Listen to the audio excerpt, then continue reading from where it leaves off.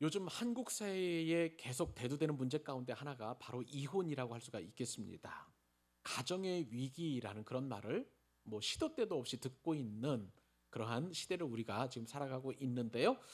특히 이혼의 증가는 심각한 가정의 위기를 나타내고 있다고 할 수가 있겠습니다. 지난해에 통계청에서 발표한 자료를 좀 보게 되었습니다. 그랬더니 지난해 대한민국 결혼은 19만 1690건에 달했습니다. 그런데요, 이혼 건수가 9만 3232건에 달했습니다. 대략 비율을 보니까 두 가정 가운데 한 가정이 이혼을 하는 그런 추세를 보이고 있다고 통계가 그렇게 보여주고 있습니다. 참 안타깝죠? 정말 두 가정 가운데 한 가정이 지금 이혼하고 있다라는 그러한 사실 앞에서 또 하나 우리가 더 놀랄 것은 무엇이냐면 그리스도인의 가정은 또한 어떻겠느냐 하는 것입니다. 그런데 안타깝게도 그리스도인의 가정도 이혼하는 그러한 가정의 숫자가 점차 늘고 있다는 것이에요. 제가 얼마 전에 안타까운 소식을 하나 들었는데 목회자 가정에서 지금 이혼 때문에 지금 위기를 겪고 있는 그 한 가정 소식을 알게 되었습니다. 너무나 안타깝고 참 있어서는 안 될 일이라고 그렇게 생각을 합니다. 자, 그러면 왜 이처럼 기독교인 가정, 그리스도인의 가정도 세상 사람들의 가정 못지않게 이렇게 이혼율이 높아가고 있을까? 여러 가지 원인을 생각해 볼 수 있는데 크게 한번 두 가지 정도로 요약해 볼 수 있을 것 같습니다. 그 하나는 무엇이냐면요. 세상 사람들과 똑같은 잣대를 가지고 배우자를 선택하기 때문에 그렇습니다. 지난주에도 제가 잠시 말씀을 드렸습니다만은 설교를 통해서 말씀을 드렸습니다만은 기독교인의 배우자 선택의 조건은 어쩌면 신앙 그것도 너무 중요한 그런 조건이겠죠. 그보다도 성품이 먼저 앞서야 된다는 것에 대해 굉장히 공감을 하는데 이러한 눈에 보이지 않는 신앙, 성품 뭐 이런 것들, 섬김, 희생 이런 것들은 우리들의 안중에 두지 않고 그냥 세상 사람들과 똑같이 직업이 뭐냐, 또 가정의 배경은 어떠냐, 얼마만큼 공부를 했느냐, 또 번듯한 직장은 있느냐, 뭐 이런 식으로 평가를 해서 배우자를 삼기 때문에 참 이러한 것으로 인해서 파생된 그런 문제를 해결하지 못하고 이혼하는 그리스도인 가정도 있다는 거예요. 또 다른 하나를 또 생각을 해보게 된다면 그것은 이 기독교인 가정에서도 믿음의 배우자를 선택을 할 때에 검증을 먼저 하지 않을 때 그럴 수 있다는 것을 생각을 해보게 됩니다. 지난주에 말씀 나눈 것 가운데 한 그 목회자 가정의 어떤 그 검증 과정을 제가 말씀을 드렸죠. 저 소망교회 그 곽선임 목사님의 검증 과정은 집안이 정신병 경력이 있느냐 그 한 가지만 가지고 또 그 딸의 배우자감을 그렇게 선택하는 그런 목사님의 지혜를 말씀을 드렸었는데 이러한 것처럼 어떤 검증 절차 없이 그렇게 선뜻 결혼을 결정할 때에 파경을 맞는 그러한 일이 있을 수 있다는 것이죠. 그렇기 때문에 우리는 성경의 원리에 입각해서 그 원리에 그 준하는 그러한 결혼의 조건들을 우리가 생각을 해보아야 될 것 같습니다. 기독교인의 결혼은요 결국은 하나님의 말씀에서 찾아야 되는 거예요. 그 말씀의 원리 가운데 여러분 가장 중요한 원리가 뭐냐면 가장 먼저 하나님께서 세상을 창조하시고 사람을 창조하시고 결혼을 창조하셨을 때에 그때의 조건을 보게 되면 우리가 이 말씀을 통해서 그리스도인의 결혼 조건을 우리가 생각해 볼 수 있는 것입니다. 창세기 2장 18절 여러분 기억하시죠? 내가 그를 위하여 자 무엇을 지으리라? 돕는 배필을 지으리라. 그래요, 맞아요. 하나님께서 아담을 위해서 돕는 배필 이 하와를 지으신 것처럼 또 하와를 위해서 돕는 배필로 또 아담을 지으신 것처럼 서로가 서로에게 돕는 그런 배필이 되어야만 하는 것입니다. 이것이 굉장히 중요한 신앙의 원리라고 할 수 있는 것이죠. 이것이 신약으로 넘어가게 되면 에베소서에서 사도 바울은 이렇게 결혼의 원리를 말씀합니다. 자, 에베소서 5장 33절 말씀인데요.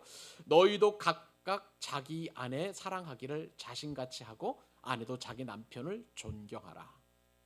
남편이 아내에게 돕는 배필, 아내가 남편에게 돕는 배필은 여기는 남편은 아내를 사랑하는 거예요. 그리고 아내는 남편을 존경하는 것이 바로 돕는 배필의 역할이라고 할 수가 있는 것입니다. 이러한 원칙에 의해서, 이러한 조건에 의해서 이제 배필을 우리가 만나게 된다면 주 안에서 복되고 영광스러운 가정을 꾸려갈 수 있는 것입니다.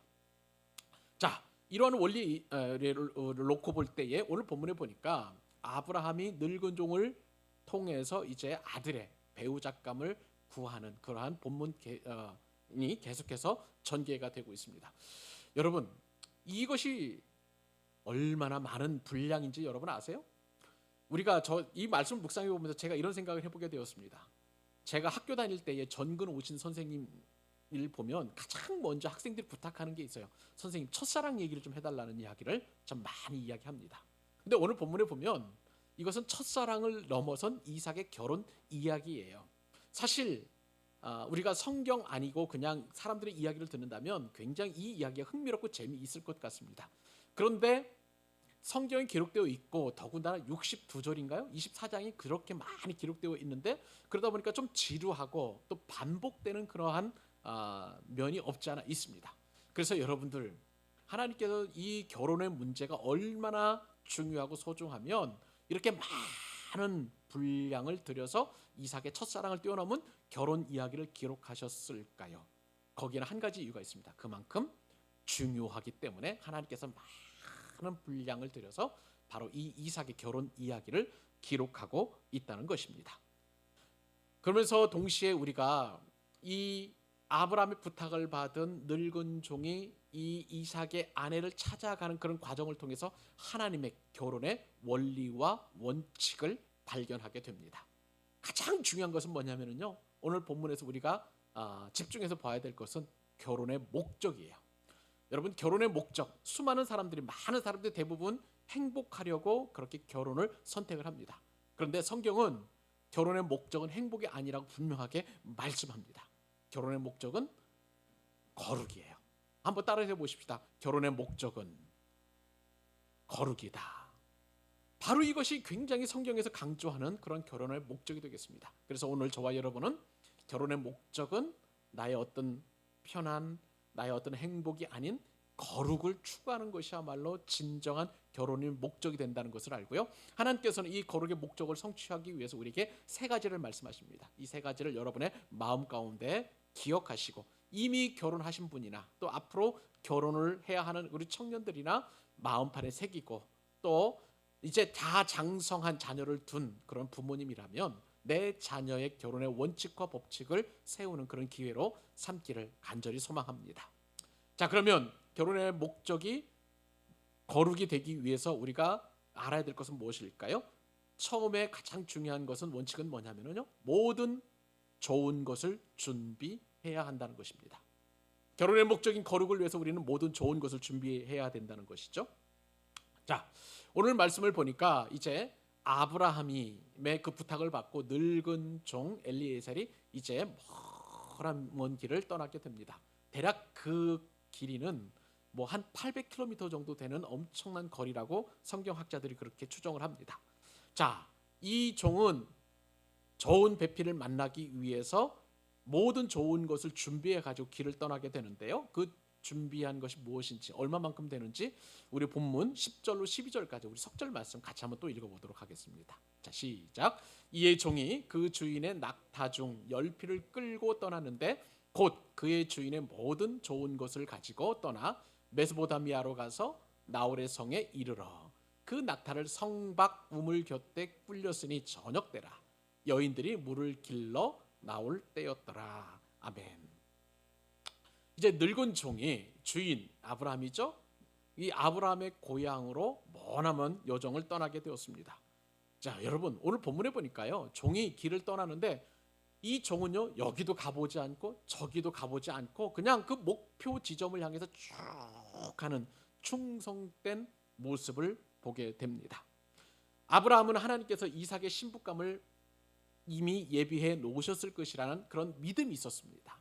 그리고 그 믿음을 이제 늙은 종에게 전가시켜 가지고 늙은 종도 이제 아브라함이 이야기한 그 내 주인의 아들의 배우잣감을 하나님께서 예배해 놓으셨으리라는 그 믿음을 가지고 머나먼 여정을 그리고 목표 지점을 향해서 쭉 올곧게 갔던 것을 보게 됩니다. 자, 여러분, 결혼은요 믿음이 없이는 할 수 없다는 사실을 오늘 우리는 이 말씀을 통해서 깨닫게 됩니다. 만약에 이 종에게 이러한 믿음이 없었다면 종은요 이런 선택도 해보고 저런 선택도 분명히 해보았을 것입니다. 믿음이 있는 사람은 방황하지 않고요 오직 한 길로만 가게 되어 있습니다. 보이지 않아도 갑니다. 그리고 손에 잡히지 않아도 가고요 없어도 가고요 고통스러워도 가게 되는 것입니다. 거룩한 결혼을 위해서 부모가 믿음으로 준비하게 되면 그 어떠한 어려움이나 환경이 닥친다 할지라도 그 믿음 붙들고 내 자녀의 결혼을 그렇게 성사시키는 그러한 결단력을 갖게 되는 것을 보게 됩니다. 부모가 가져야 될 기본적인 태도는요 바로 이러한 믿음이에요.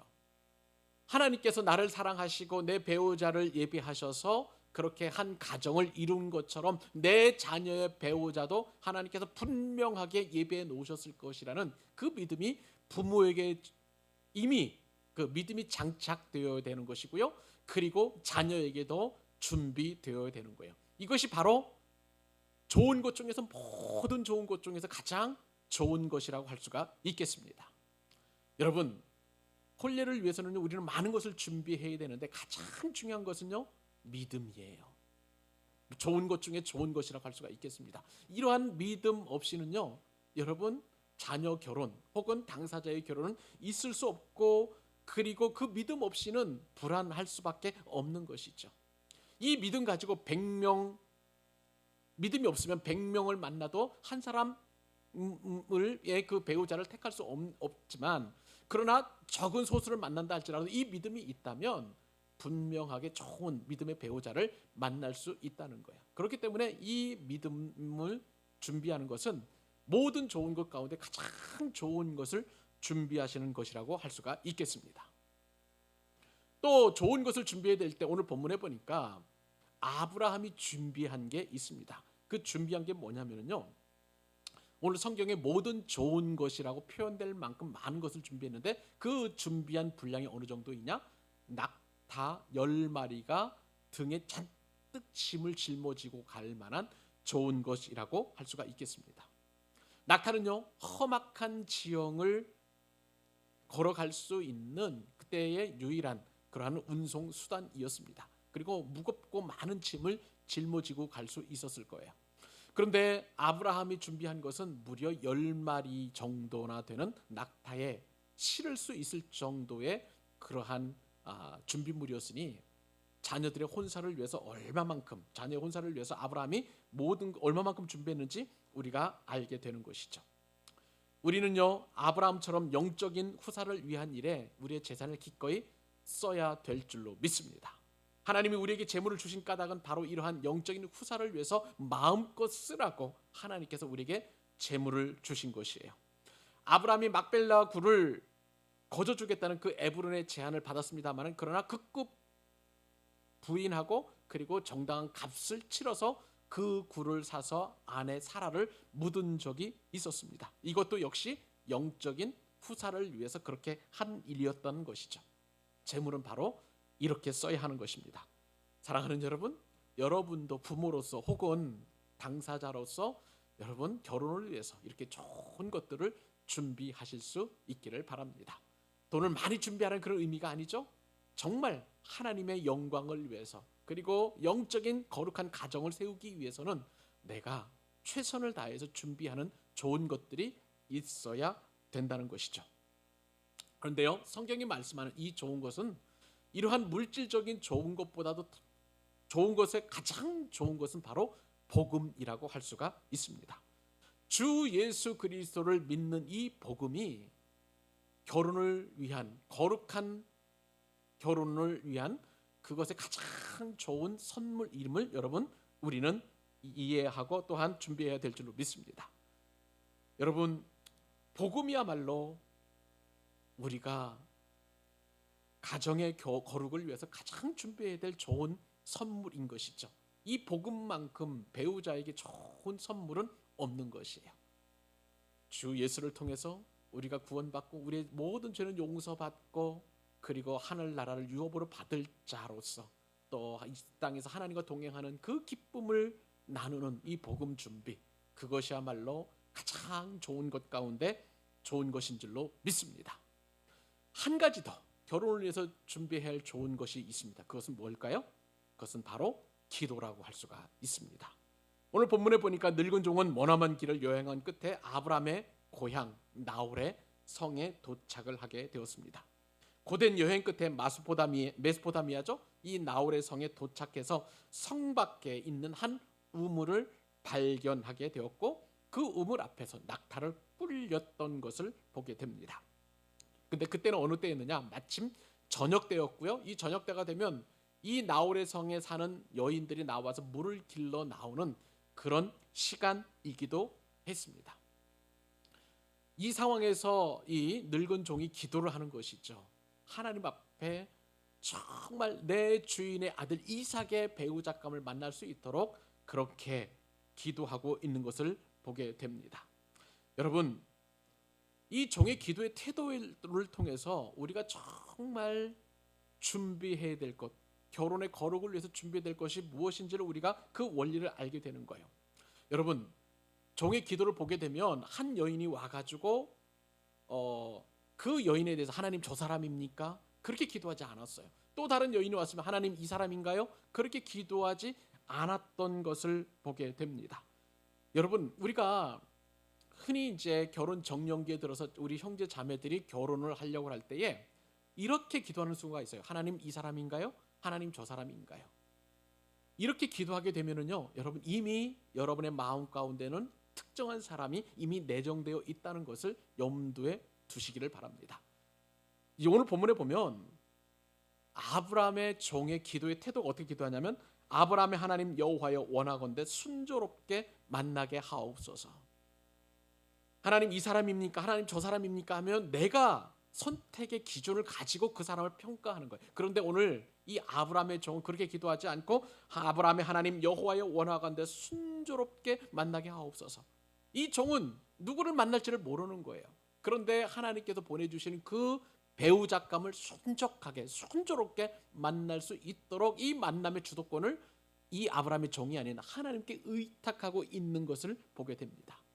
그러므로 우리가 부모로서 그리고 여러분이 또한 결혼 대상자로서 배우자를 위해서 기도할 때 하나님 이 늙은 종처럼 그렇게 나로 하여금 배우자감을 순조롭게 만날 수 있도록 은혜를 주옵소서. 나는 선택하지 않겠습니다. 하나님께서 선택하신 사람을 순조롭게 만나게 해 주옵소서라고 그렇게 기도하실 수 있기를 바랍니다. 이렇게 기도하면은요 모든 일들이 순조롭게 진행되는 것을 보게 돼요.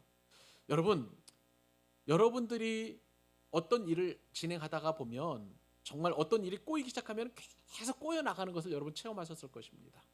뿐만 아니라 어떤 일이 풀게 되면 정말 복잡한 문제도 순식간에 이렇게 풀어지는 것을 보게 되는데 하나님께서 우리의 삶 가운데에 또 우리의 어떤 일들 가운데 하나님께서 개입하시게 되면 매우 순적하게 그렇게 순조롭게 풀리게 되는 것을 보게 됩니다. 그런 면에서 결혼이라는 일생일대의 가장 중대한 그러한 인생사를 결정할 때에 하나님께서 주도권을 가지시고 하나님께서 주권적으로 역사해 주신다면 그것이야말로 결혼의 거룩이 성취되는 것이라고 할 수가 있겠습니다. 그러므로 우리는 이 결혼의 거룩을 위해서 준비해야 될 것들이 많이 있습니다. 우리의 영적인 부분, 복음도 믿음도 기도도 준비해야 될 것이고요. 실제적으로 결혼의 거룩을 위해서 내가 준비해야 될 결혼의 준비물도 있는 것을 우리가 기억할 필요가 있는 거예요. 이런 모든 것을 준비하는 그런 부모님 그리고 결혼 대상자들 될 수 있기를 우리 주님의 이름으로 축복합니다.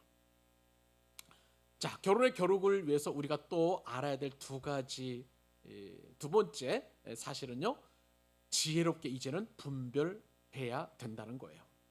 여러분 믿음도 준비했습니다. 복음도 준비했습니다. 그리고 좋은 예물을 가지고 이제 기도를 통해서 그렇게 모든 좋은 것을 준비했으면 이제는 실제적으로 이 사람이 하나님께서 허락하신 배우자인지를 분별할 수 있는 그런 지혜가 필요하다는 거예요. 자, 이 분별하는 그 과정이 오늘 본문에 보니까 13절로 16절까지 기록되어 있습니다. 자, 같이 한번 또 읽습니다. 자, 시작. 성중 사람의 딸들이 물 기르러 나오겠사오니 내가 우물 곁에 서 있다가 너는 물동이를 기울여 나로 마시게 하라 하리니 그의 대답이 마시라 내가 당신의 낙타에게도 마시게 하리라 하면 그는 주께서 주의 종 이삭을 위하여 정하신 자라 이로 말미암아 주께서 내 주인에게 은혜 베푸심을 내가 알겠나이다. 말을 마치기도 전에 리브가가 물동이를 어깨에 메고 나오니 그는 아브라함의 동생 나홀의 아내 밀가의 아들 부두엘의 소생이라. 예, 그 소녀는 거기 나머지는 또 제가 설명을 해드리도록 하겠습니다. 엘리야셀이 지금 나홀의 성에 도착을 했습니다. 나홀은 아브라함의 동생이죠. 창세기 22장에 이 나홀이 등장하는 것 우리가 말씀을 이미 오래전에 상고하면서 그 사실을 깨닫게 되었습니다. 그때 내용을 보면 어떤 내용이 있냐면요. 아브라함이 이삭을 하나님 앞에 번제물로 드렸잖아요. 그리고 그 사건 이후에 바로 이 창세기 22장 20절로 24절에 이 아브라함의 족보가 나오면서 그때에 이제 이 리브가가 등장하게 되는 것을 보게 됩니다. 이삭이 이렇처럼 결혼 아직 정년기에 이르기도 전에 리브가가 소개되었다는 것은 하나님께서 무엇을 말씀하시는 겁니까? 이 이삭의 배우자를 이미 예정해 놓으셨다, 예비해 놓으셨다라는 그러한 관점을 우리가 가질 수 있는 것이죠. 근데 여러분, 하나님께서는 우리의 모든 일들 가운데 우리의 이루어진 일들을 이미 계획하시고 준비하시고 예정해 놓으셨습니다. 그런데 그 예정만 우리가 놓고서 그냥 가만히 있으면 안 되는 거예요. 적극적으로 기도해서 하나님의 인도하심을 받고요. 그리고 그 예정하심이 이제 하나님의 뜻이 성취될 수 있도록 우리는 그렇게 인도함을 받아서 그 뜻을 이루어가는 일이 저와 여러분에게 하나님께서 허락하신 그런 일이라고 할 수가 있겠습니다. 그러므로 우리는 예정된 그 일에 대해서 구체적으로 묻고 또 그 인도하심을 받아서 그리고 그 인도하심에 따라 우리가 순종하면 하나님의 뜻은 이제 이루어지게 되는 것을 보게 됩니다. 아브라함의 종도요, 바로 그러한 하나님의 뜻을 잘 알고 있었던 거예요.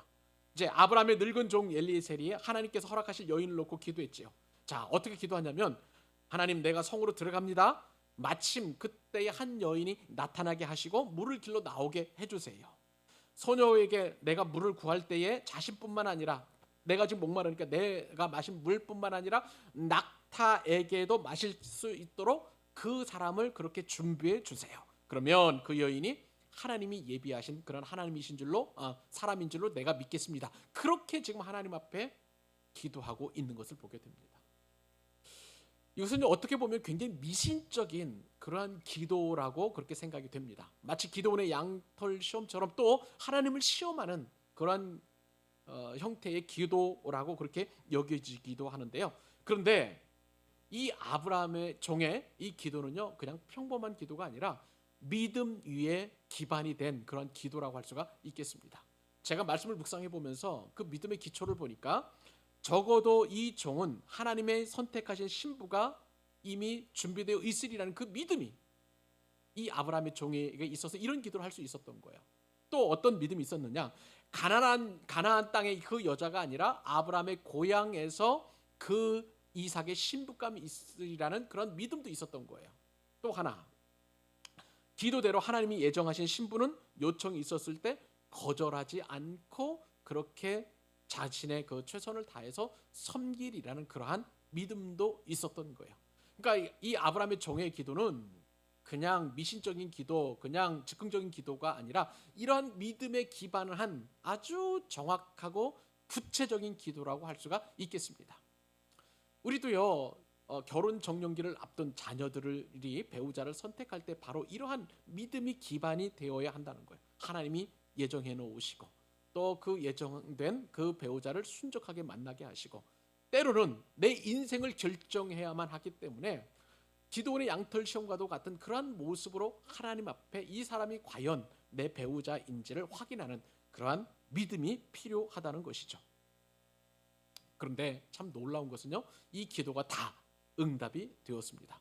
더군다나 전혀 생각하지도 못했던 그런 아브라함의 종이 그 생각하지도 못했던 그 일을 리브가가 성취시키는 것을 보게 돼요. 무슨 말씀입니까?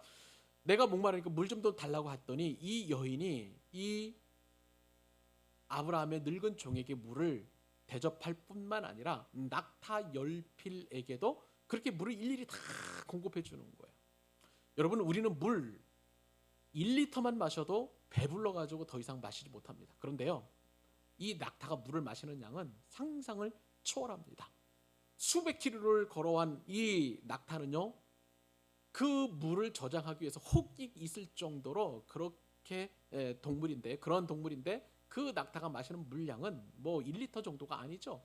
근데 그 낙타가 무려 10마리 정도가 되니 얼마나 많은 수고와 애씀과 그리고 헌신이 있어야 되는지 우리가 짐작하고도 남음이 있는 거예요. 자, 이러한 상황들을 아브라함의 종이 바로 그러한 상황들을 묵묵히 보고 있는 것입니다. 부모로서 자녀의 배우자를 위해서 결혼할 때, 그리고 또 결혼의 대상자로서 배우자를 위해서 기도할 때 바로 이러한 분별력이 필요하다는 것입니다. 하나님이 예비하신 사람이라는 것을 우리도 알 수 있었으면 참 좋겠어요. 여러분들도 그것 가지고 또 판단했으면 좋겠습니다. 배우자라는 확신을 가질 수 있는 그러한 증거가 필요할 것입니다.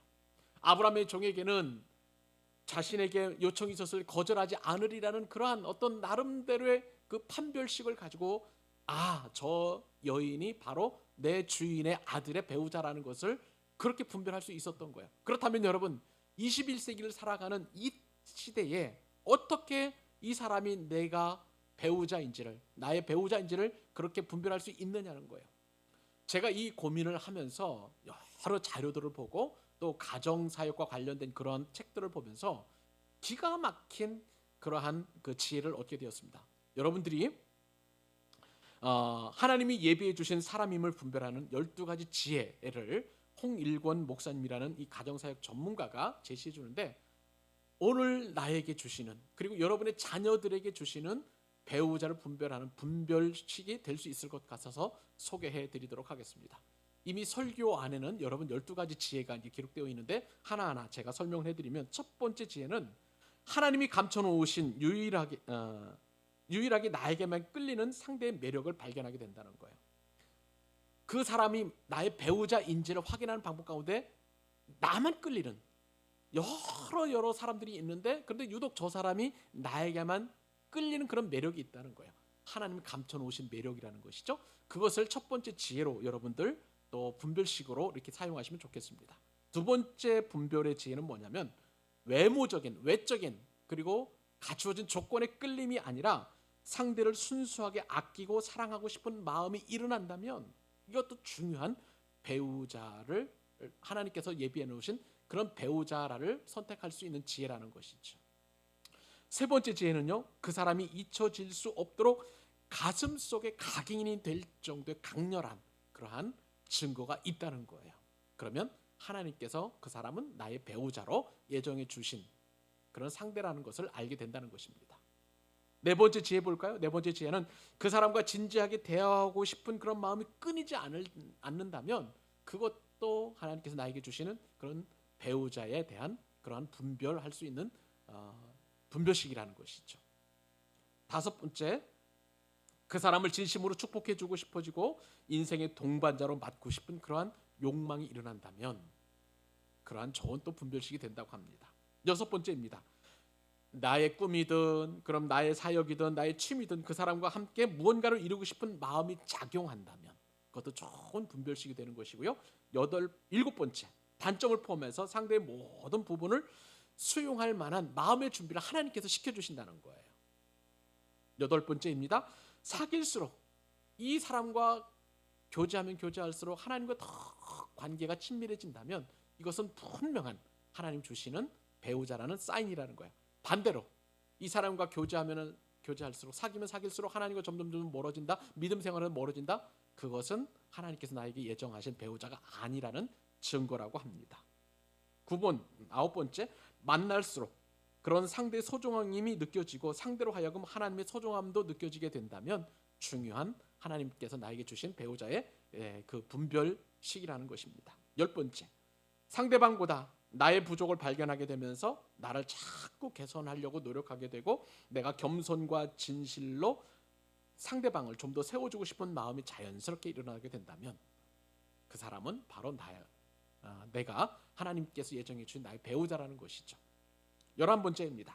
때때로 그 상대방을 통해서 성령의 임재를 느끼게 된다면 그것도 좋은 분별식이고요. 마지막 12번째입니다.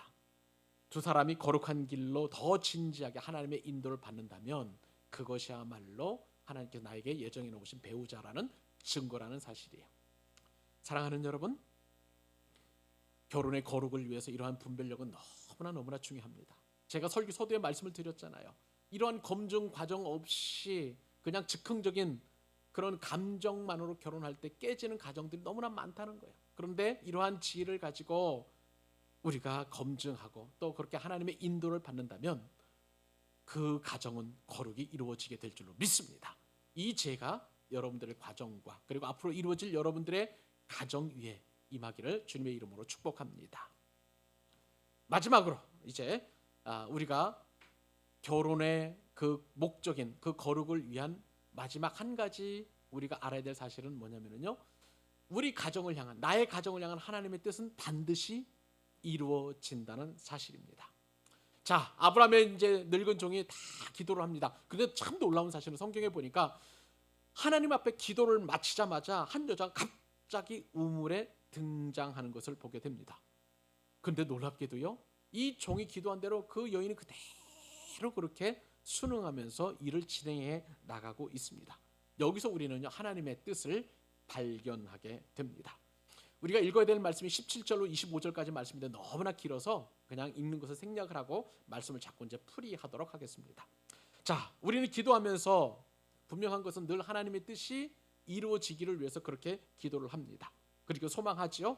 그런데 여러분, 하나님의 뜻이 급박하게 일어납니까?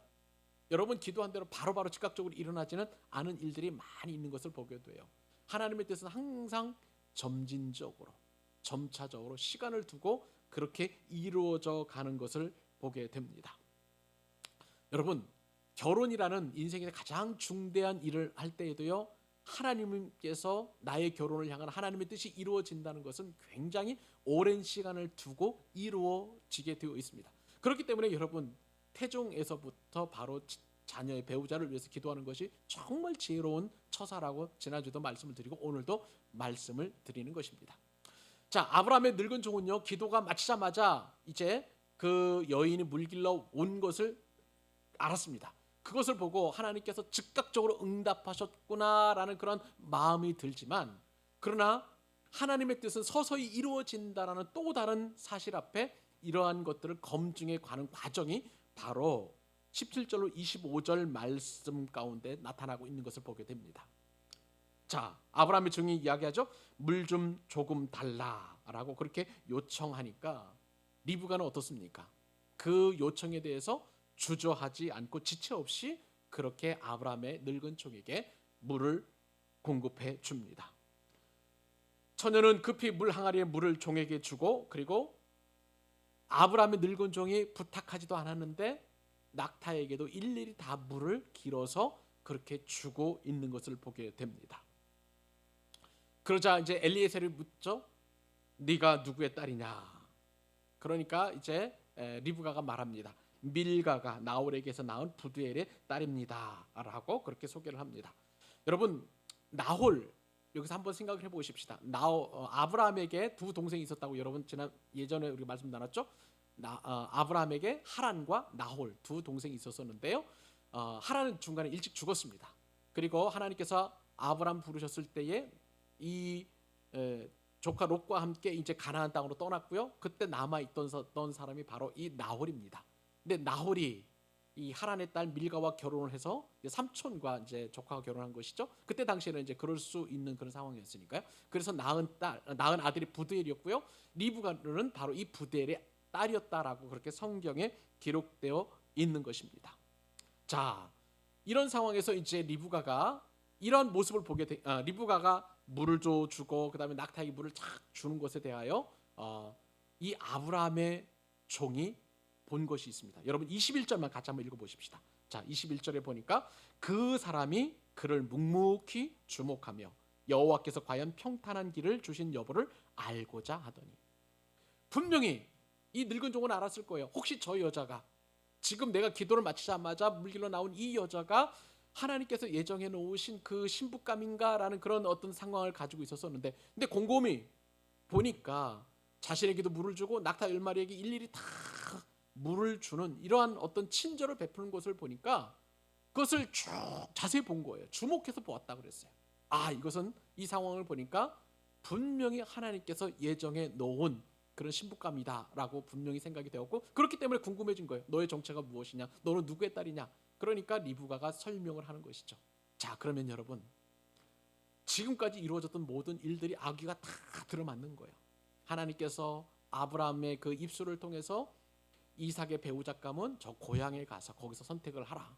그런데 고향에 왔더니 바로 아브라함 주인의 동생의 손녀딸, 이렇게 되는 것이죠. 그러니까 이런 모든 것들이 아기가 탁탁탁 들어맞고 또 자기가 기도한 대로 그렇게 모든 것이 이루어지는 것을 보게 되니까 더 이상 이 늙은 종은 의심할 만한 그런 여지가 없는 것이죠. 하나님의 뜻이 이루어진 것이라고 볼 수가 있겠습니다. 사랑하는 여러분, 하나님의 뜻은요, 이렇게 아기가 맞아지게 되어 있어요. 어떤 것 하나 흐트러지지 않고 어긋나지 않고, 그리고 엇박자가 일어나지 않고 항상 그렇게 정확하게 마치 톱니바퀴가 맞물려가는 것처럼 하나님의 뜻은 그렇게 정확하게 이루어진다는 것이죠. 자, 그러니까 그러한 것을 확인하고 확신한 그 아브라함의 종이 어떻게 합니까? 26절과 27절 같이 한번 읽어보십시다. 자, 시작.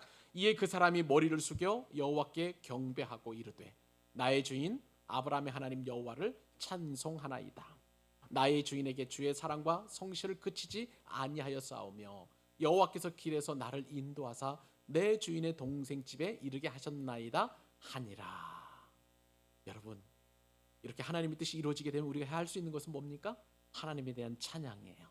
하나님께 대한 경배예요. 그리고 이러한 모든 일을 행하신 하나님을 송축하는 일이 바로 우리가 해야 될 일인 줄로 믿습니다. 여러분, 내 자녀의 결혼도, 여러분 스스로의 결혼도 바로 이렇게 하나님의 뜻이 이루어질 수 있기를 간절히 축복합니다. 오늘 말씀을 맺습니다. 오늘 말씀을 통해서 우리는 모든 일은 하나님으로 시작해서 하나님으로 끝맺어야 된다는 사실을 깨닫게 됩니다. 특별히 이 인생이라에서 가장 중요한 이 결혼이라는 중체대한 일은 바로 이처럼 하나님의 뜻이 이루어지는 그 은혜 안에서 그 결혼이 이루어져야만 결혼의 목적인 행복이 아니라 거룩을 이루어지게 될 줄로 믿습니다. 여러분, 결혼의 목적이 거룩이 만들어지면은요, 그토록 우리가 갈망했던 행복은 저절로 따라오게 되어 있습니다. 그런데 결혼의 행복을 먼저 그 목적에 두게 된다면, 여러분, 행복은 굉장히 주관적이에요. 또한 감정적입니다. 그리고 찰나적입니다. 그렇기 때문에 그 행복을, 나의 행복을 위해서 나를 맞춰줄 배우자가 누가 있겠어요? 하나하나 다 맞춰져 가면서 나의 행복을 위해서 그렇게 비율을 맞춰주고 또 감정을 맞춰주고 그렇게 할 수는 없는 것이죠. 그렇기 때문에 이 거룩과 행복의 우선순위가 바뀌어서는 안 되는 거예요. 거룩은 하나님께서 기뻐하시는 일입니다. 그리고 그 거룩 하나님께서 기뻐하시면 사람의, 배우자의, 그 부부의 행복은 당연히 따라오게 되어 있는 거예요. 그러므로 결혼의 목적은 행복이 아니고 거룩이라는 사실입니다. 이 귀한 명제와 그리고 진리가 여러분의 마음판에 금강석 철필로 새겨진 바 되게 되어서 늘 자녀 결혼을 위해서, 그리고 나의 결혼을 위해서 지금부터 기도하는 것이 가장 빠릅니다. 그래서 그렇게 기도하고 또 하나님의 응답을 받고 하나님의 뜻이 이루어지는 은혜가 있기를 우리 주님의 이름으로 축복합니다.